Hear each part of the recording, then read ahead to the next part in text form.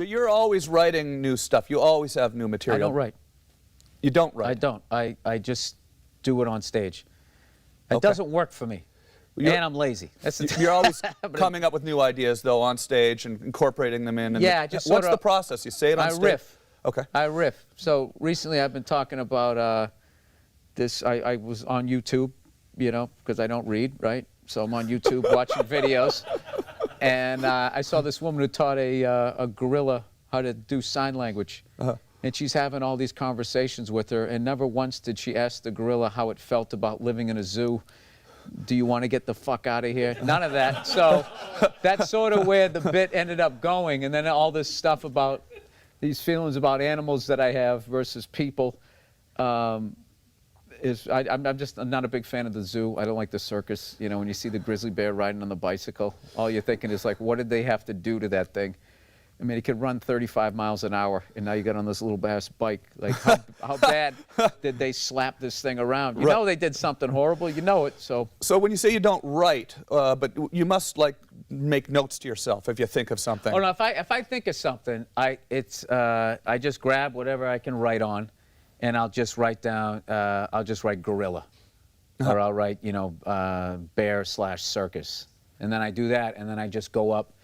And I just tell the story. Yeah. So I just act like, you know, like you're just going to go meet your friends at a bar. You just start shooting the shit with them. So it stops being like, hey, have you seen these gorillas doing sign language?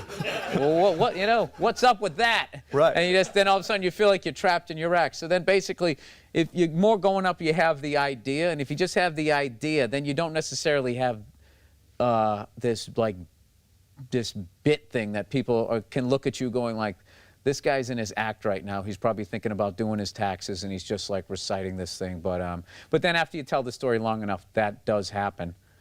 But then I sort of came up with these different games that I can play with each joke, so I can keep myself out of that robot mode. Okay.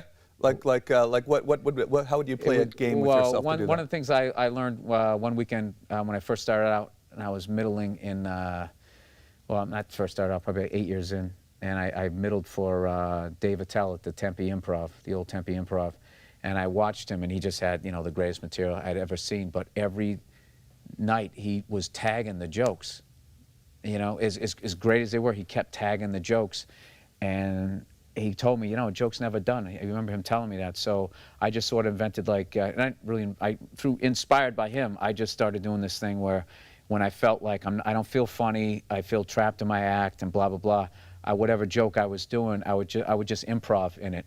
And maybe there's a part where I acted something out, I would act it out even bigger and dumber. And even if it bombed, it just was like a bucket of water. It would be like, oh, Jesus, I just bombed on that joke in, you know, Tempe, Arizona. All of a sudden I would be in Tempe. I wouldn't be standing on stage doing my act going, right, what the hell, where am I right now? So just shit like that.